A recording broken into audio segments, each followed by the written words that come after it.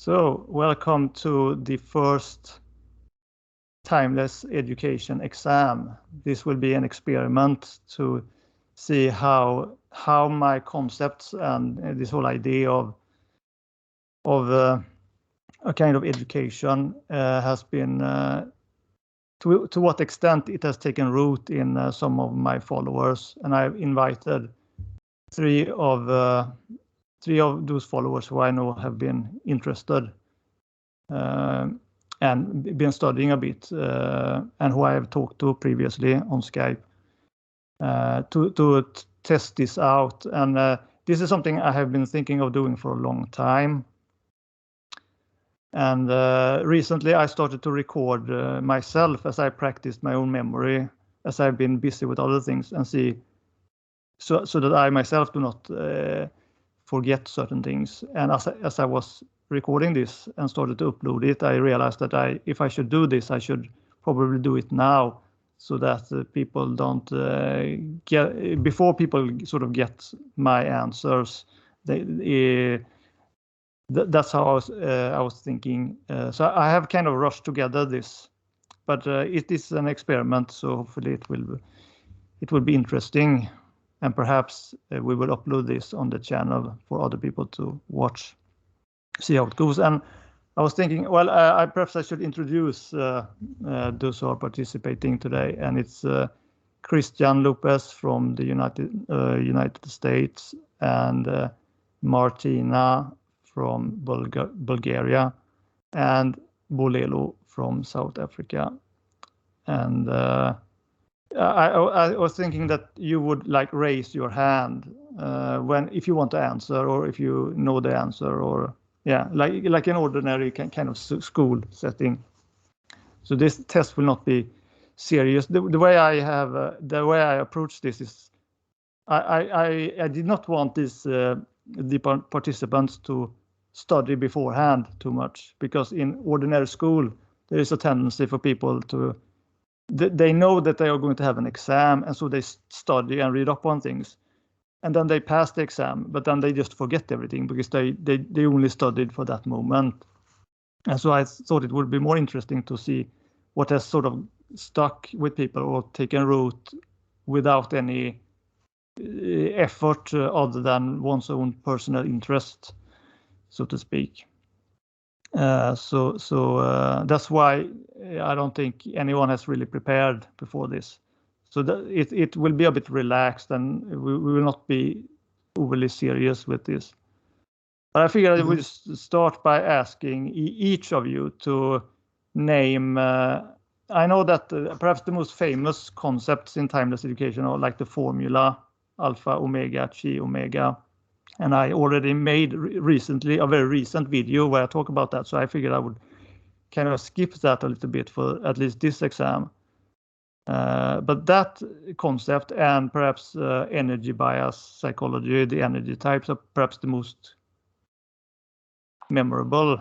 But could each one of you name one other concept from timeless education? If we start with Christian. So, well, if we start with another concept, yeah, well, just anything, kind of. Like anything. Okay. Well, then I would just start with self-knowledge, probably. So then it'd be the 6 dimensions, basically. But it's not like you don't call it dimensions, but the way I keep it in my head is as dimensions, basically. But they're just basically these. I like to think of it as the nature of the human being, because really that is sort of what the human being is sort of. I will be asking about that. So I just wanted you to name the concept, and 6 dimensions of self-knowledge is a concept. That's correct. So that's all we could start with. So if Martina. Let's see. So the timeless principles.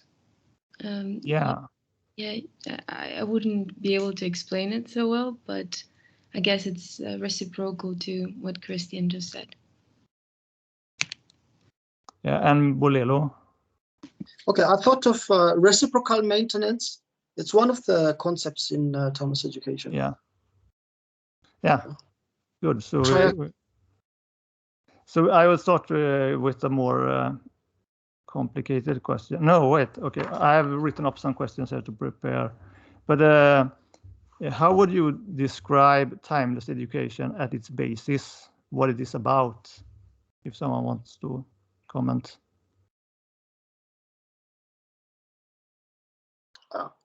Can I try? Yeah, sure. Polilo.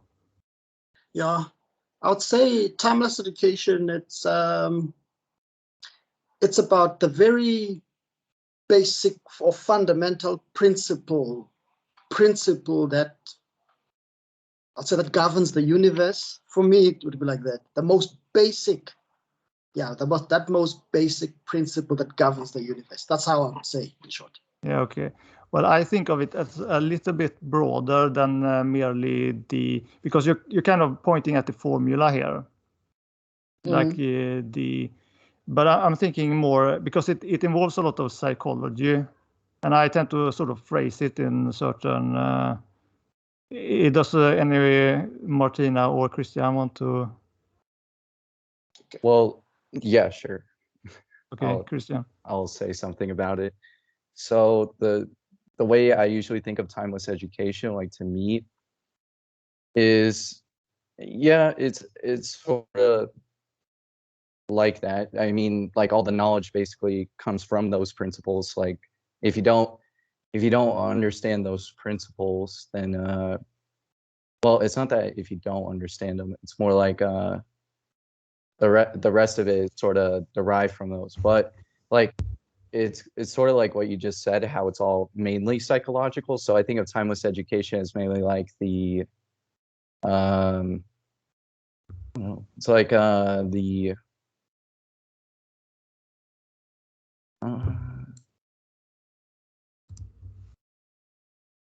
I don't know. That's I don't know. I feel like that's really hard to I don't know. I mean, define, this is not something specific. I mean, this is just I'm kind of more. I guess I was mainly curious about how you would describe it. I mean, there's not necessarily a true answer here, but the way I tend to phrase it is that timeless education. If I am to summarize it, it is as timeless principles and self-knowledge. That combination of those two.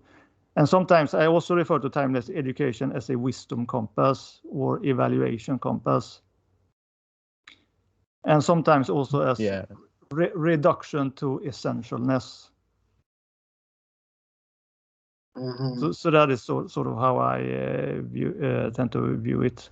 But I move on to another question. And this is about the formula alpha, omega, chi, omega. So there.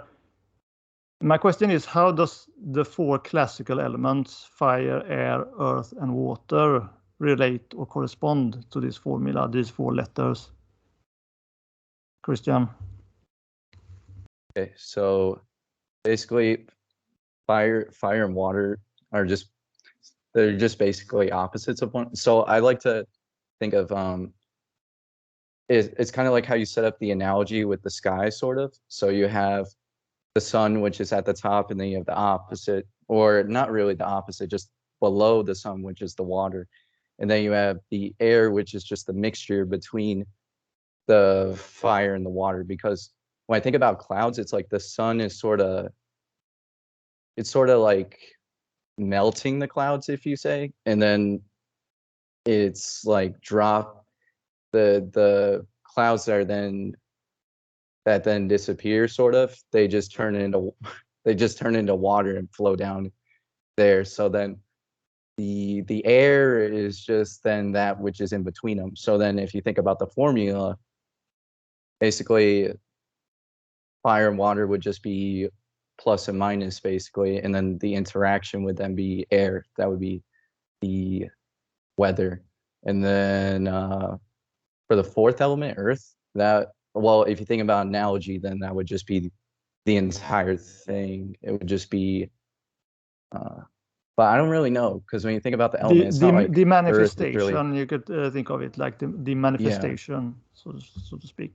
So fire, you associate that with plus, which is like the alpha, and then water, the opposite omega, and the X or Chi is then the mixture, which is air between them. Yeah, so that's correct. And about timeless parameters, now I have not made a video about the timeless parameters, but I did write about them on the blog. So I assume you're familiar with them. They are these 10 timeless parameters. So I'm wondering if, I'm wondering what is the third timeless parameter in my list and why is it important? Oh, Right. Well, if I want to see if Sure. one of the other want to take a try at it. Otherwise, I will give you the chance again. Consciousness timeless parameters. It might be a bit tricky to because I have not got into it a lot. But are you familiar with the 10 timeless parameters? Okay, let me say no. I don't think I've got it right here. I have 9 in my head, and I'm thinking of 3 being wakeful consciousness, but then the 10 is throwing me out. That's why I'm like, no, this is probably not what you're asking. No. Well, yeah, Christian, give it a shot. So would it be all right if I explained what the 10 parameters are real quick? Yeah, Like sure. just named them off to help? Okay. So these are the 10 parameters. So the first one is interconnection. The second one is contrast. The third one is motion. The fourth one is analogy. The fifth one is then the importance of the timeless principles and self-knowledge. Then, so that's like the fifth. That's like not really like the 10th one. I mean, it's not the 10th one, but it's there to just remind you of why these principles are important. Then you have the 5 dimensions of the human being. So you have consciousness or just pure awareness, and you have that's the 6th one. The 7th one is then the evaluation compass. So then when you were talking about the levels of consciousness, that's connected with the 7th parameter. And then you have the 8th one, which is then your emotions and feelings. And then the 9th one, which is authenticity, that's your vital energy. And then the 10th one, which is just the physical body, and that's non-avoidance and sort of engaging with the world. But then the 3rd principle, which is motion, that one's important because our universe is just basically temporary. Nothing that exists is basically permanent except for change itself. So that's where you get concepts like non-attachment, non-identification, which helps with consciousness anyways, because then you can detach sort of from what's constantly happening all the time. So then you can actually observe the process. So you can be objective and see how things really work, I guess. That's how I take it. But yeah, that's fine. That's correct, I would say. Technically, you did list what the 10 timeless parameters are analogous with. Of course, I have done a kind of slight rephrasing so that they are actually have like a little bit different or more elaborate descriptions, but it's not that important because it is relatively new. And I myself, when I did this in my latest video, I kind of forgot what I myself had written about the 4th. I knew it was associated with analogy, but I couldn't remember exactly what I had written. And so, for example, you said that the 3rd parameter was motion, which is what it does relate to. But technically, I had written ceaseless change, no final state. Yeah. But those are easy to look up on the blog. I think they are called Wisdom Compass. I'm not sure they're actually called timeless parameters. Perhaps that's why it's easy to miss them. I think they're just, my bad. I think they're just called timeless principles. I think that's just what they're called. Yeah. Well, the timeless principles I think of as the formula. These are the 4 timeless principles, and the parameters adds the 5 dimensions of the human being, and this 5th one, which you talked about the importance of self-knowledge together with the principles makes up kind of the the overview of the entire teaching, so to speak. So I was going to ask about the 10th also and why that is important, but you kind of already listed them, so I think we can move on. Technically, you simply said the physical body. Perhaps you want to elaborate how I refer to that as a parameter. Well, you said that the main importance of that is basically how we can't, if I go by your words, is that we can't escape the situation we're in. So like, I think you allude to that with spirituality and how a lot of people, when they're seeking or when they're looking for, you know, some kind of truth or whatever, they seem to be missing like the mundane areas of life. Like they're trying so hard to, which you know, in a permanent state like change, there can't even be some type of like final spiritual goal or whatever to achieve anyways in the future. So it wouldn't make sense to even strive for that. But I think you mentioned that to yeah, it's just mainly the importance of like technically the name that I choose, and I didn't remember this myself. This was in my latest video, which I uploaded yesterday, I think. I had written as the 10th parameter non-avoidance and engagement, and there is this idea that the fact that we exist in this state must have some meaning to it, because if another state was more desirable, then why is that not our state? There's always this kind of attempt at explanation that, you know, within like traditional religions, well, you are supposed to suffer before you can become perfected.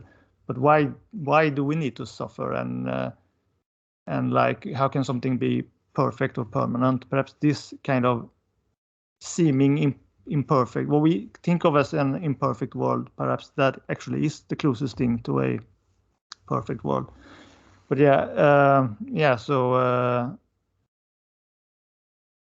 the Andreas. Okay, you want to say something? Oh, my bad. Would it be okay if I said something about what you said about the whole suffering thing?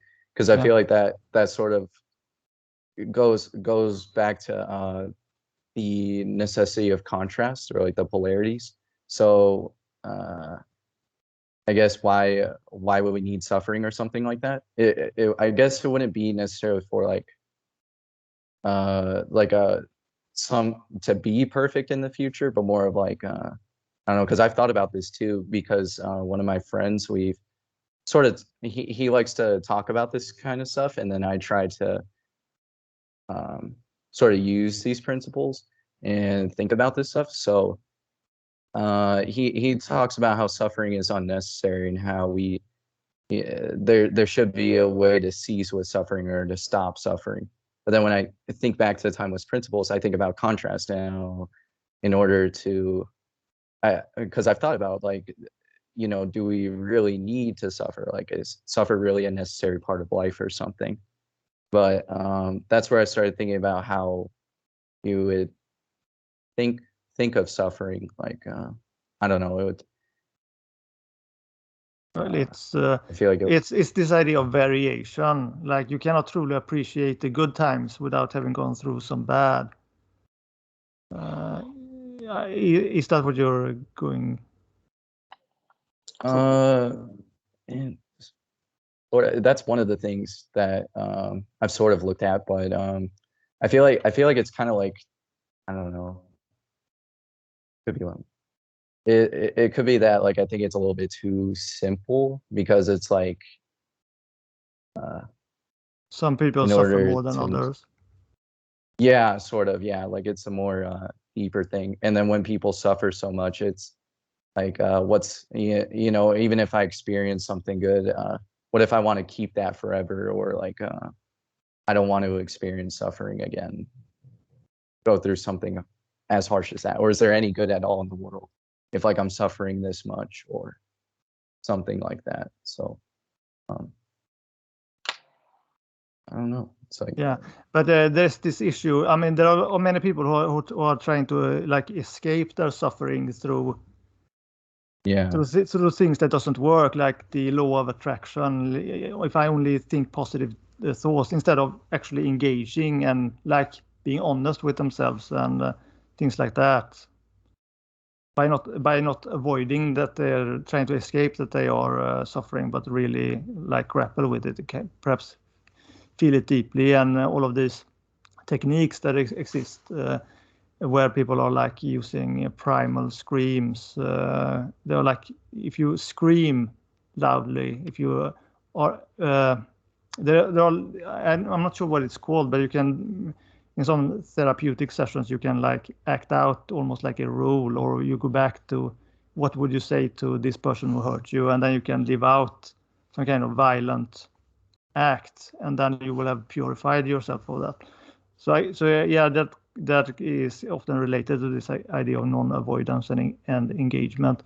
But anyway, I have recorded a lot of videos where I myself talk about these concepts, but the next concept is one that I haven't uploaded yet, even though I have recorded it, and it's about creational causality. And there was one thing that I forgot to mention. I talked about it very briefly, so I will not repeat simply what creational causality means, but I did remember all of a sudden that I tend to think of kind of 4 levels of creational causality, or 4 levels of causality, or cause and effect. And I'm wondering if you know what I might be thinking of. Anyone? I do. Is it? 4 levels of causality.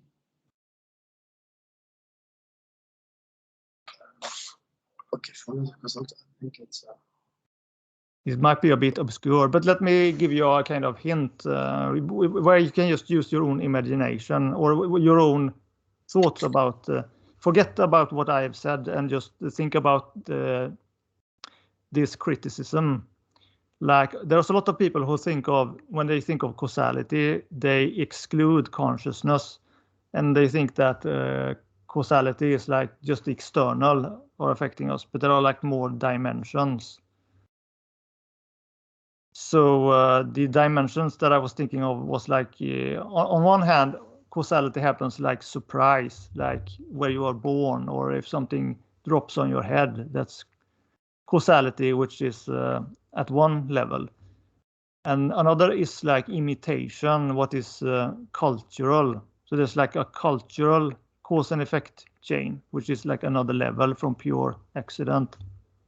And another is your nature, or your personal natural psychology, which is not causality from the environment or culture, but it's something that's like wired in you, or some temperament that is still kind of causal because you did not choose it, but it's internal, so to speak. And the 4th level is like the pure consciousness. We don't know to what extent pure consciousness has its own kind of causal mechanisms, or if it is the closest thing to something like freedom or free will. But I mainly added that question because I wanted to answer it, because I forgot it myself when I answered my own questions. Right, and here is one that I'm going to ask to Bolelo first, since he brought up reciprocal maintenance. You mentioned that as the concept, and my next question is about that concept. And yeah, it's basically why I'm going to have to change the question a bit. Like, why is it important, reciprocal maintenance? The way I understand is that it's important because one, you cannot exist alone. For instance, you cannot exist alone. As a human being, you need others. So it comes to that necessary interaction between us as humans, because I can do this one thing and the next person can do something else. So kind of like we need each other because we somehow depend on each other. You know, there is an interaction between us that's beneficial to you and to me. So that's how I understand reciprocal maintenance. Sort of we're maintaining each other. We're sharpening each other as we come across each other. So I understand it. Yeah. Did you want to add something, Christian? Well, yeah, because I've thought a lot about reciprocal maintenance a little bit, and I don't. I have trouble understanding that concept because I don't understand how if if the main purpose is reciprocal support, how come there is so much conflict? And I've thought a lot about that, especially with human nature in general.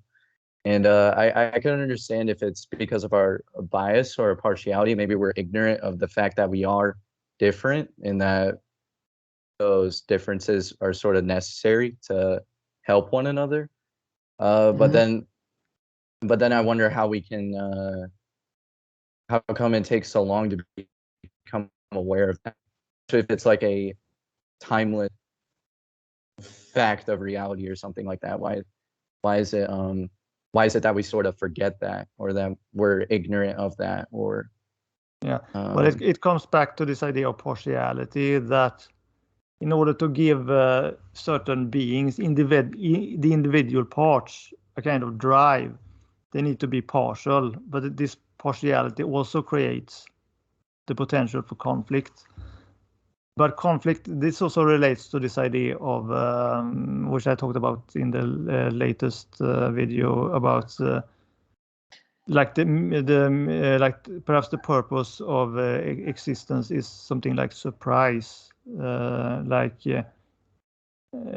don't know, variation, the fact that there could be a blessing in conflict sometimes to like prevent boredom or stagnation, or because we do like entertainment, and usually the entertainment that we like is the one that involves a lot of drama and conflict.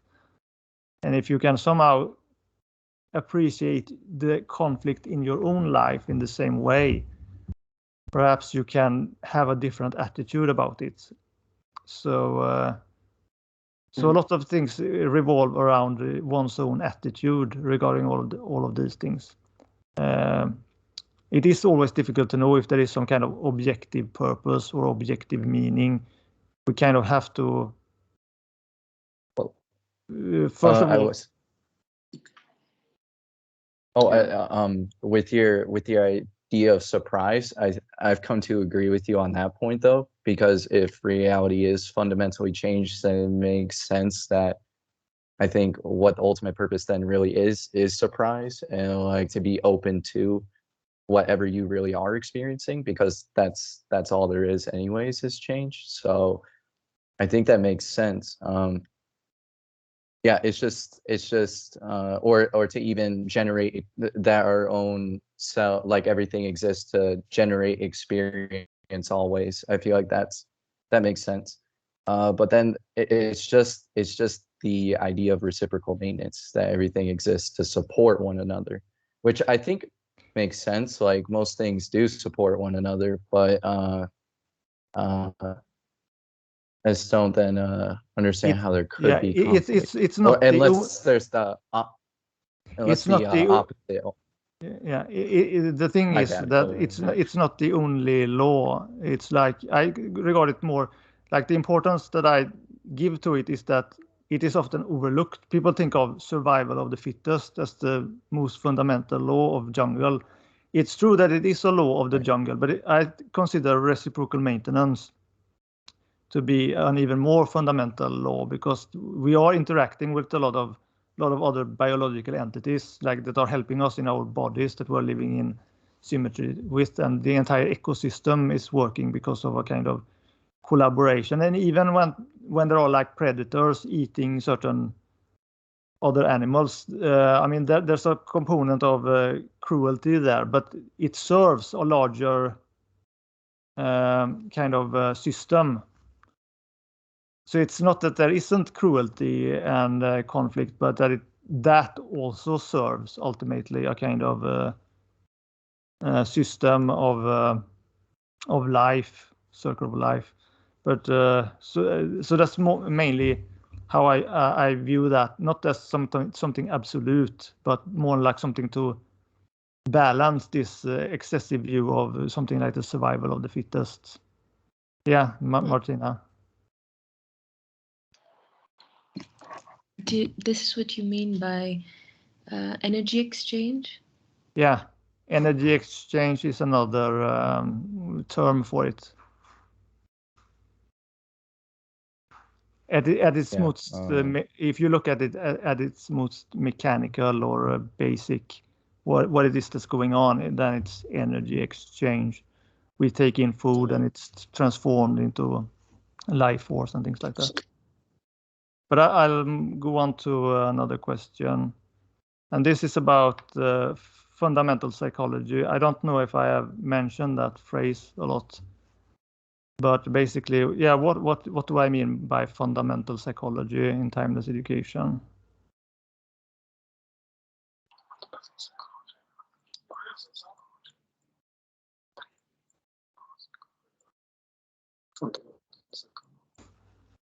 The basis of psychology. All right, Christian, give it a. Basically, it's just the three fundamental drives, or not really drives, but three fundamental parts of the human. Well, not the three fundamental parts, but it's just basically the intellect, the emotions, and then basically our sensations and vital energy. So, Yeah, but actually, it's all five. It's all five that I consider to be. So also consciousness and the physical body. I usually call this the five levels of the human, the five parts of the human being. But before that, I used to, when I talked in Swedish, I translated it as fundamental psychology. It's kind of an old term, but I did write it up on that list. But basically, that is kind of the technical name. I had myself forgotten it. That has to do with those five dimensions of the human part: inner knower, intellect, emotional life, vital life force, and physical body. But apart from that, you already addressed this, Christian, but we had also six dimensions of self-knowledge. And I wonder if perhaps Bolelo or Martina know what those dimensions are.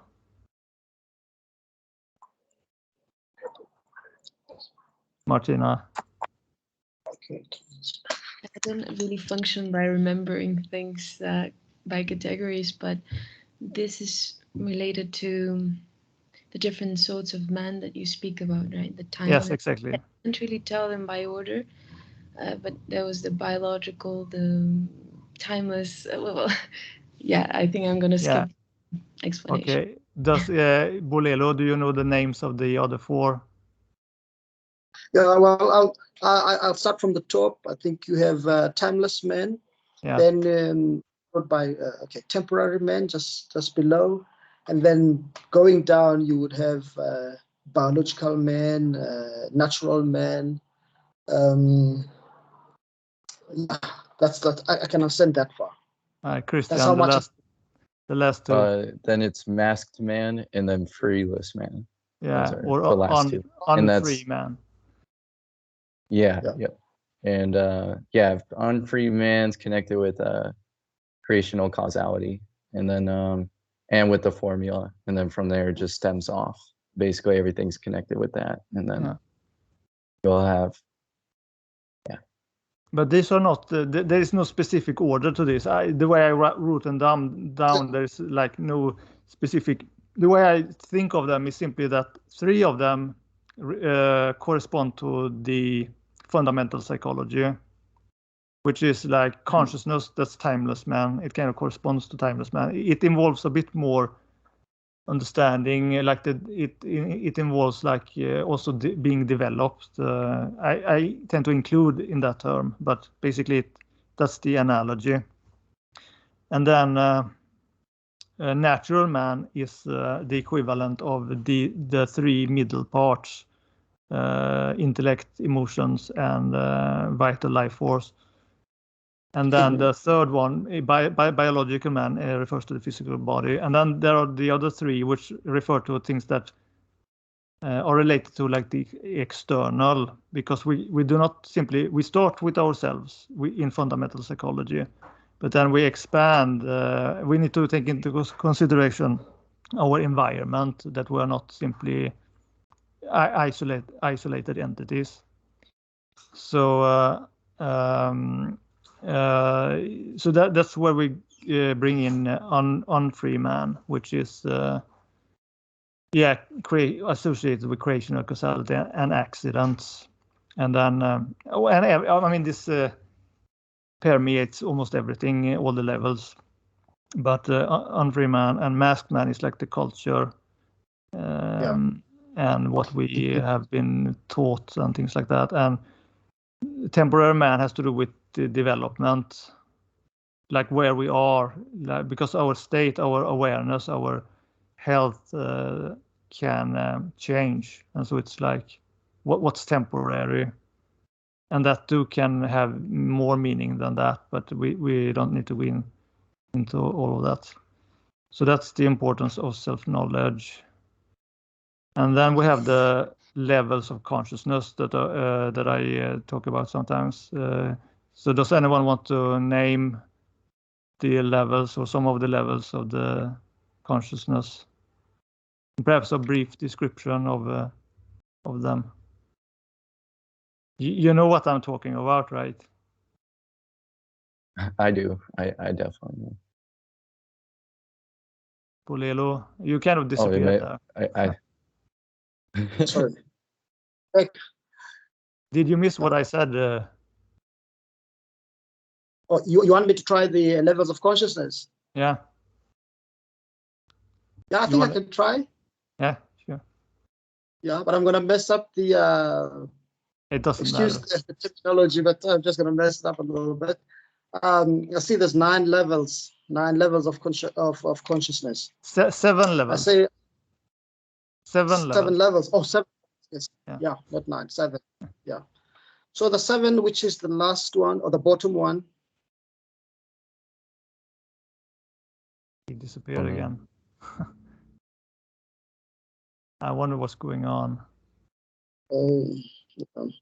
I'm sorry, something. Okay.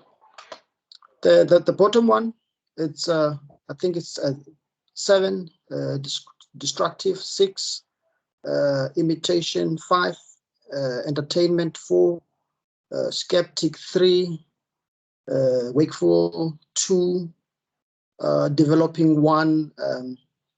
Well, develop. I don't have the correct terminology as such, but I'll try and explain it this way.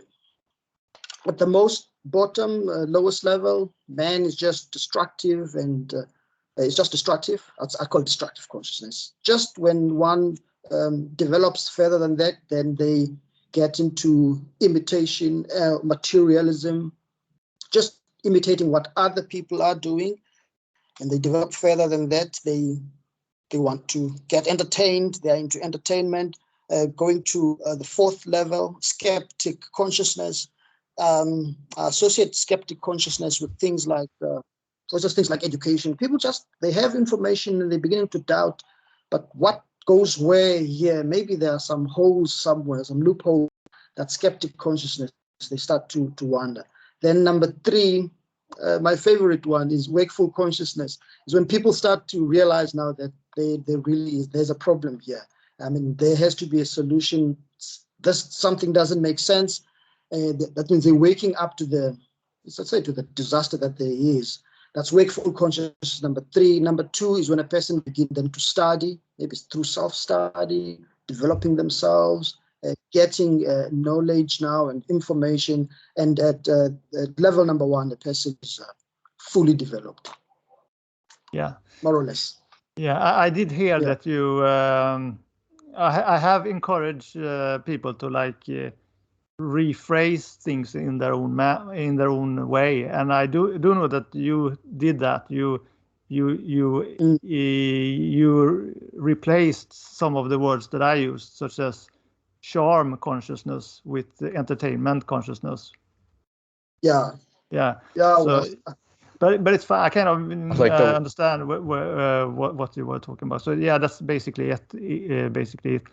Did you have a question, Martina? Or I just remember that I think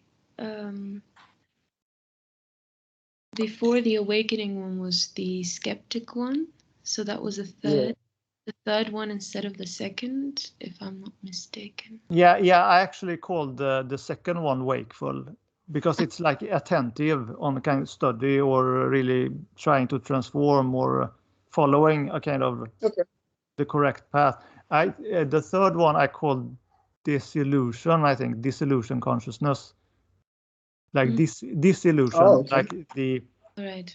Yeah. But the way you described it was kind of correct, that one wakes up to that there is a problem that one is to take seriously. A kind of re-evaluation of one's own life, you could say. Okay. But yeah, Christian. My bad. Malelo, I was just gonna say I really liked your name of level 7, destructive consciousness. I think I'm probably gonna start calling that level destructive consciousness. That's a good name, I think. So I think I'm gonna start using that. That's all they're conscious to, I guess. Yeah. Oh yeah, and I do have also this model of wandering shapes, which I have not talked a lot about. I only briefly mentioned. I went through them very kind of basically in, I think it was the Timeless Man. I think it is like True Identity. I think the article is called on the blog. Have you read that? So it's it's this which I have adopted. It's like my interpretation of what the zodiac really meant in like ancient times, and of course I've done a bit of tweaking with my own terminology. But I think that is a bit. I don't expect you to remember those because I myself barely remember those. I have recorded that video so you can hear my own attempt to remember later on. But I had 12 what I refer to as wandering shapes, or like incarnations, like or states that one once goes through in a kind of circle, which each state correspond to like the what are they called? It's the symbols of the zodiac, and in the ancient world they were also associated with the gods, for example. Not everyone knows about that, but that's what I have found out, so to speak. But does anyone want to give it a try? I can try. Yeah, Christian. I can try. Because I actually haven't looked at that one in a long time either. But I think I remember the circle, and then what each of the names are, and then sort of what they stand for. But it starts at the top, and then I remember when you were describing the two flames, you mentioned how something about the flames, how they stand for contrast, and then the eyes in the middle sort of stands for like that, which isn't well, it's like permanent, but it's not affected sort of by the cycle. It's like able to see the whole entire thing. But I think at the top it was timeless. So then there's the quality of timeless, which is just it's basically just analogous with the timeless principles, and then understanding reality at its basic principles basically. And then I think it starts with naive. I think it starts with naive, which is where that's associated with, I think, level 3 consciousness, because that's like the childhood state, sort of where you're open to the world and you don't really know anything. You're kind of just experiencing things and kind of learning. And then next was stricken. That was with the 5th level of consciousness. I can't remember what the quality of that one was. And then it went down to, I think it went to demon, I think, which is like the 6th level, just I think. Demon. Well, hang on a minute. Yeah, naive was level 3. Stricken was level 4. Demon is level 6. That's correct. You skipped one. Do you remember it, or should I? I think I'm skipping the 5th level. So that one was smitten. I think it was smitten. No, that was before was, that one. Stricken and smitten really? is the Oh. same. Oh, well, damn. Accuser. I think I did forget. Well, accuser, yeah, that's right. That's right. And then that's where it starts the whole going down into the lower levels, which makes sense because then it goes down into demon, and then I think it's ruin after that. Yeah. Which is where Level everything 7. sort of falls apart and collapses, and then it goes into remorse, and it's where you start to realize sort of how destructive you've been, maybe with yourself or something like that. And then it moves up into worker, which is level 6. That's like a routine, sort of just, you know, conforming. Then level 5 is prostitute, or it's like basically where you give up your soul for like fame or recognition or validation or something like that. And then you get into academic, I think, which is analogous with skeptic consciousness. So that's questioning. And I remember you were saying in that one, you're not necessarily deluded, but it's sort of, I have some truths, but you're still somewhat stuck in like causality, I guess, sort of, when it comes to your thinking. Or then you move up to, I think it's, is it seeker? I think it's seeker. Yeah. And then that's where you're looking for more. And then you get to level 2, which is self-sacrifice. That's when you find like the right knowledge, I guess. That would be analogous with wakeful consciousness. And then you get to timeless again, which is then full realization or actual synchronization with reality. I really like that term, that name, or reality synchronization. That one's really solid for me. And so these are associated. Naive is associated with Virgo, and stricken. Okay. Stricken is associated with Libra. I'm not sure I can remember what these are called in English right now, but Libra is like this justice, and justice has to do with karma or cause and effect, like how you deal with how the world is, you could say. And accuser has to do which sign is that? Is Scorpio, I think. It's like the sting that risks putting you on the. It's often associated with the devil or with like a trickster, like Loki in Norse mythology. It's like this thing that is prone to accusing and really going into the lower levels due to kind of emotional reactivity and wanting to change the world. And once you start to make some kind of war against the world or something in the world, you become a kind of crusader that's associated with demon, and that is, well, it's what's it called, the shooter Sagittarius, I think it is.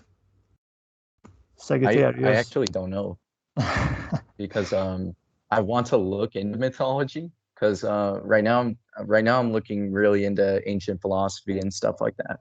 But I really want to, because a lot of the philosophical work from Plato, a lot of his stuff corresponds with a lot of the Greek mythology, so like Zeus and Hera and all those kinds of gods. And there's a lot of stories for them. And he references a lot of those mythological characters in his writings. So, and he talks about each of the qualities of those gods and then what they mean for human beings, I think. So that's why when I sent you those pictures in the Phaedo of like the really weird, abstract kind of mythological writings, I think it's connected with what you could learn or read about in the Odyssey. And I'm thinking maybe those will connect with the Zodiac and everything else. And I'll show where Socrates was talking about all these things. I think Bolelo disappeared again. Are you with us? I'm with you, Andreas. Guys, I think there's a network problem on this side. I've lost you a couple of times, and the network keeps coming and going. I was on the 12th dimension, then I lost you, and now I hear Christian is on Greek philosophy. But I've joined you. I'm with you now. All right, awesome. I think we can take a break here, and Is it? since we are having some technical difficulties, and the next is kind of a big thing to go through. So I'm thinking we can perhaps continue this at a later and do another one of these exams, because I think we have gone through some important and interesting stuff already. And yeah, since we have some technical difficulties, I think we'll. Ulelo? I like how I can't see his face. Yeah. Yeah. Yeah. You were saying something, Andreas? Yeah, we're taking a break.